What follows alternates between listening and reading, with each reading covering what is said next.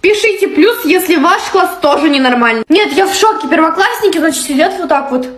И мне кажется, они даже не моргают на уроках. Тишина гробовая. Зато как только ты подойдешь к 11-му, мой класс, на секундочку. Дверь у нас открывается только с ноги. И будет хорошо, если оттуда кто-нибудь не вылетит. Как только ты переступаешь порог нашего класса, ты видишь сразу такую картину, где сидит мой одноклассник, а на нем мусорное ведро. Кто-то на парте пляшет вообще. Бывало такое, что мы открывали окна в классе. И из одного окна в другой перекидывали рюкзаки, пеналы, там вообще насрать. Первоклассники за ручки идут в столовую. А мой класс, как услышит звонок, они просто через парты перепрыгивают, летят не в себя, непонятно зачем. Типа, знаете, вот эта вот фразочка: кто последний, тот лох. Все, 11-го нету. Первоклассники приходят в школу за 15 минут до урока, все раскладывают, сидят, ждут. Мой класс возле входа стоит и говорит: кто первый в школу зайдет, тот, ну вы поняли, кто. И все стоят такие, типа, давай, давай, иди. Потом приходит наша женщина.